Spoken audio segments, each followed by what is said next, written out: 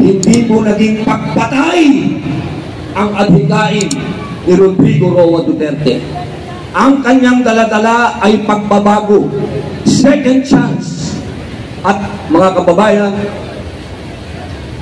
ito na po ang last chance po natin lahat para makamit ang pinapangarap nating pagbabago para sa Pilipinas. Mga mahal nating kababayan, ito po ang Duterte,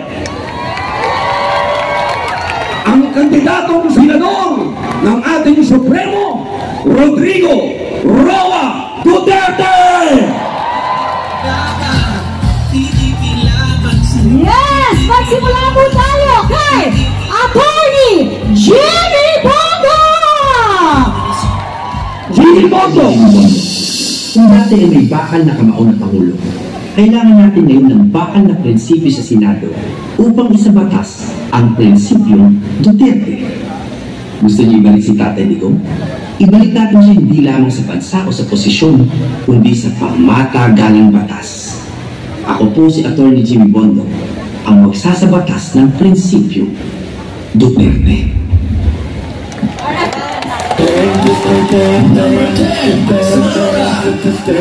Palakpakan po natin, Attorney Jimmy Bongo!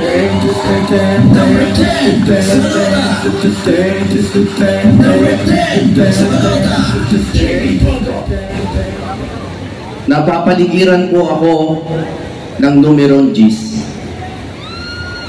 Ang Duterte po ay binubuo ng 10 magigiting na kandidato. Ako naman po ay nabigyan ng numerong Gs sa balota. At napag-alaman ko po kamakailan lang na yung aking asawa na si Attorney Isabel ay Gs.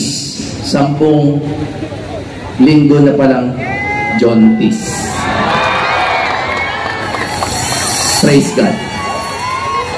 Napapaligiran po ako ng numerong Gs. Ano po kaya ang kinabukasan nitong mga nabanggit ko?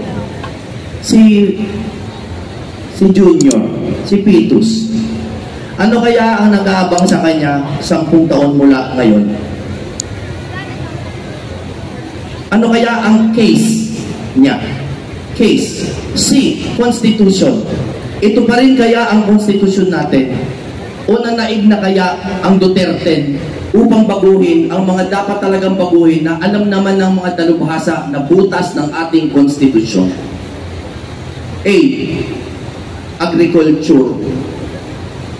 Tayo kaya ay kumakain na ng sarili nating bigas? 20 pesos na kaya ang bigas pagdating ng panahon na yon? O tayo pa rin kaya ang pinakamalakas na mag-import ng bigas kahit na tayo ay isang agricultural country? S. Sovereignty. May Pilipinas pa kaya 10 years from now? Meron kaya tayong kasarinlan? Noong 1987 po, habang busy tayo nagre-revolusyon, kinuha sa atin ng Fiery Cross Reef. 1988, kinuha ang Subi. 1995, kinuha ang Mischief. 2012, kinuha ang Scarborough. 2017, kinuha ang Sandy Cay. 2 nautical miles away from Pag-asa Island na ating hawak hanggang ngayon. Ang tanong, 10 years mula ngayon, may pag-asa pa kaya? Meron? Ano kaya ang kinabukasan?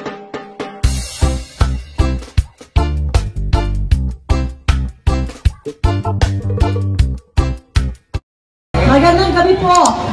Ang kasaysayan ng PDP Laban ay isa sa pinakamakabuluhan sa politika ng ating bansa. Ito ay ang partidong nagdala kay Rodrigo Roa Duterte noon ay alkalde ng Davao City sa kanyang matagumpay na pagtakbo sa pagkapangulo noong 2016. Sa kauna-unahang pagkakataon po, isang leader mula sa Mindanao ay nahalal bilang Pangulo ng Republika ng Pilipinas.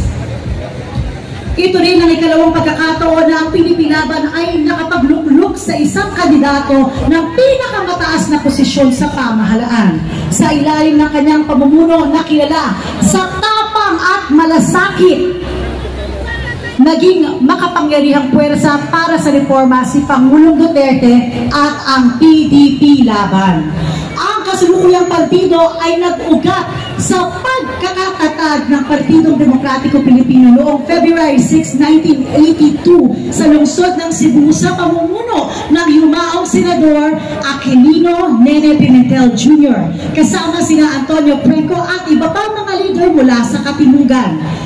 Samantala, ang Partidong Laban ay itinatag naman noong 1978 ng yumaong Senador Benigno Ninoy Aquino Jr. mula sa pinag-isang adhikain ng dalawang makasaysayang partido, nananatiling buhay ang diwa ng tunay na paglilingkod sa bayan. Isang pamana na patuloy nating pinagyayaman at pinangangalagaan. Ang adhikain ng dating Pangulong Rodrigo Roa Duterte ay pagbabago. Second chance, katulad ng ginawa niya sa Davao City, isang napakagulong lugar, pugad ng iba't ibang rebelde grupo at sindikato.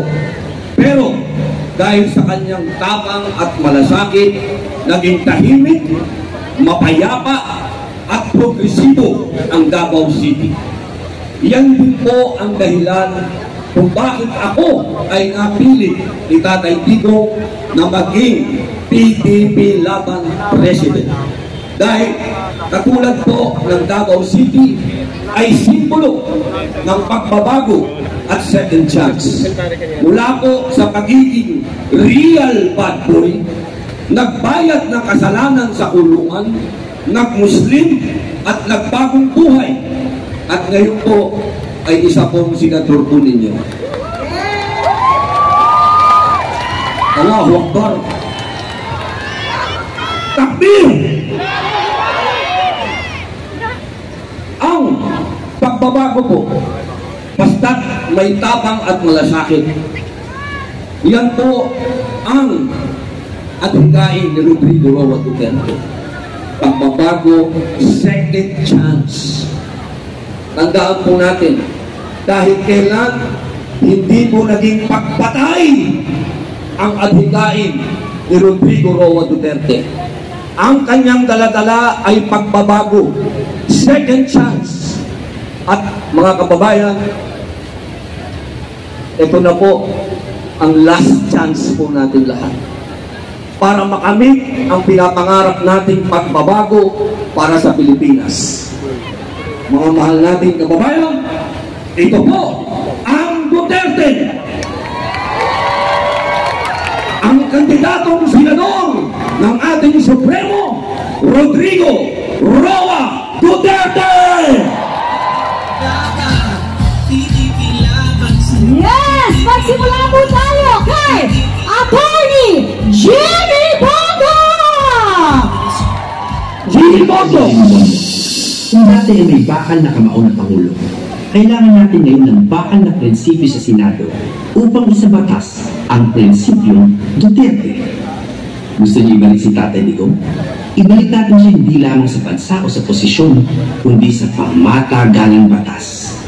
Ako po si Attorney Jimmy Bongo, ang magsasabatas ng prinsipyo Duterte.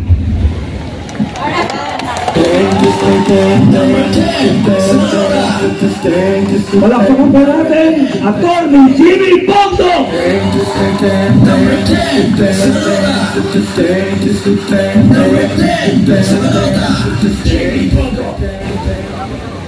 Napapaligiran po ako ng numerong Gs. Ang Duterte po ay binubuo ng 10 magigiting na kandidato. Ako naman po ay nabigyan ng numerong Gs sa balota. At napag-alaman ko po kamakailan lang na yung aking asawa na si Attorney Isabel ay Gs. 10 linggo na palang Jontis. Praise God. Napapaligiran po ako ng numerong Gs. Ano po kaya ang kinabukasan nitong mga nabanggit ko? Si Junior, si Pitus. Ano kaya ang nag-aabang sa kanya 10 taon mula ngayon? Ano kaya ang case niya? Case. C. Constitution. Ito pa rin kaya ang Constitution natin? O nanaig na kaya ang Duterte upang baguhin ang mga dapat talagang baguhin na alam naman ng mga dalubhasa na butas ng ating Constitution? A. Agriculture. Tayo kaya ay kumakain na ng sarili nating bigas? 20 pesos na kaya ang bigas pagdating ng panahon na yon? O tayo pa rin kaya ang pinakamalakas na mag-import ng bigas kahit na tayo ay isang agricultural country? S. Sovereignty. May Pilipinas pa kaya 10 years from now? Meron kaya tayong kasarinlan?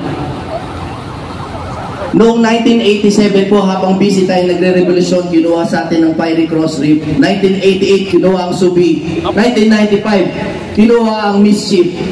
2012, kinuha ang Scarborough. 2017, kinuha ang Sandy Cay. 2 nautical miles away from Pag-asa Island na ating hawak hanggang ngayon. Ang tanong, 10 years mula ngayon, may pag-asa pa kaya? Meron? Ano kaya ang kinabukasan naghihintay sa atin? Ang Duterte, ano kaya ang kinabukasan? Huwag ng 10 years, 10 months na lang. Sila kaya ay nagtatalo o natalo? Kung kami ay natalo, babalik tayo sa pribadong buhay at magmahanap ng ibang serbisyong publiko. Pero kung mula ngayon, 10 months from now, kami ay nagtatalo, ibig sabihin kami ay nakaupo sa Senado at nagtatalo at gumagawa ng batas para sa ikabubuti ng bansang Pilipinas. Ang kinabukasan po kasi ng Duterte ay ang kinabukasan ng politika ng Pilipinas. Isipin niyo po, kapag nanalo ang Duterte, matututo ang ibang future candidates na hindi pala nadadaan sa pera ang butanteng Pilipino. Hindi pala nadadaan sa ayuda, na wala na palang butante. Ang meron pala sa Pilipinas ay butanteng. Mga butante na hindi lamang bumuboto sa Duterte, kundi mga butante na naghahanap ng mga kandidato na sumusunod sa 10 utos ng Panginoon. Lalo na sa pinaka mahalagang utos ukol sa public service, ang huwag magnanakaw. Dahil sa lahat po ng kandidato, Duterte lamang ang nangangako na hindi namin kayo nanakawan.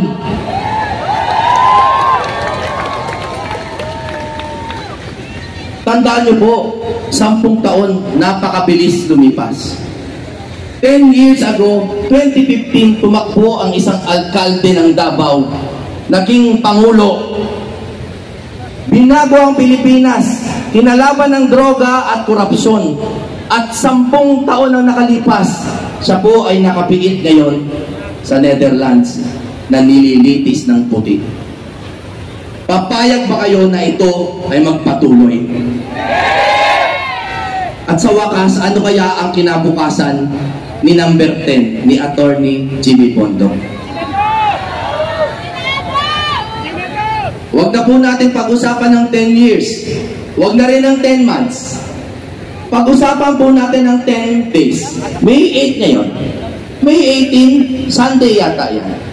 Si Attorney Jimmy Bondoc kaya ay nasa simbahan 10 days from now, mag-isa at malungkot. Ngunit nagpapasalamat pa rin sa inyo at sa Panginoon na binigyan siya ng pagkakataon na maglatag ng plataforma sa inyo. O di kaya, baka naman 10 days from now, May 18, Sunday, si Jimmy Bondoc ay kasama ng kanyang pamilya sa simbahan at nagdidiwang. At nagpapasalamat na siya at ang kanyang mga kasama ay mga senador na ng Republika ng Pilipinas. Ako po si Attorney Jimmy Bondoc Number 10 sa inyong balota, naniniwala sa diplomasya at disiplina sa Senado, DDS. Para ako ay inyong matandaan, meron akong ipapakita sa inyong larawan ng ating kinabukasan.